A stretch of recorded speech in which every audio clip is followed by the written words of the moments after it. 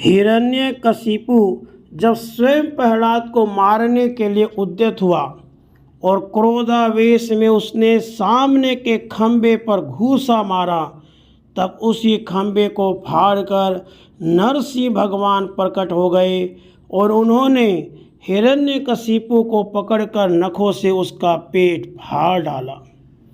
दैत्यराज के अनुचर प्राण लेकर भाग खड़े हुए।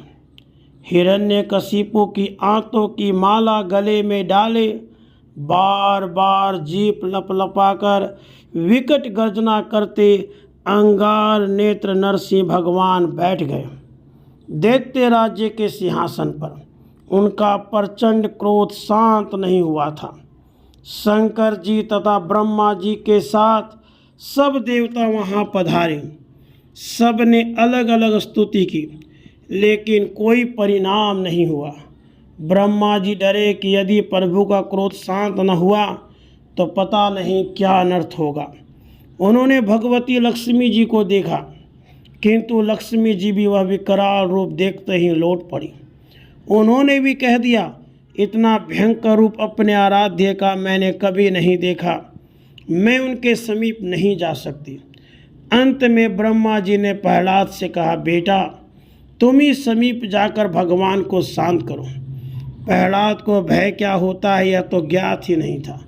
वे सहज भाव से प्रभु के सम्मुख गए और दंडवत प्रणिपात करके भूमि पर लौट गए। भगवान नरसिंह ने स्वयं उन्हें उठाकर गोद में बिठा लिया और वात्सल्य के मारे जिह्वा से उनका मस्तक चाटने लगे। उन त्रिभुवननाथ ने कहा, बेटा मुझे क्षमा कर, मेरे आने में बहुत देर हुई, इससे तुझे अत्यधिक कष्ट भोगना पड़ा।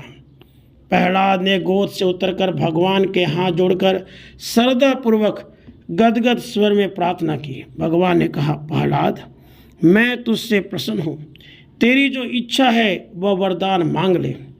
प्रहलाद बोले, प्रभु आप यह क्या कह रहे हैं? जो सेवक कुछ पाने की आशा से स्वामी की सेवा करता है वह तो सेवक ही नहीं है।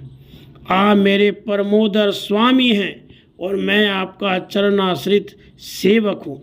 यदि आप मुझे कुछ देना ही चाहते हैं तो यही वरदान दें कि मेरे मन में कभी कोई कामना हो ही नहीं। भगवान सर्वज्ञ हैं। उन्होंने एवं वस्तु कहकर भी कहा, प्रहलाद कुछ तो मांग ले।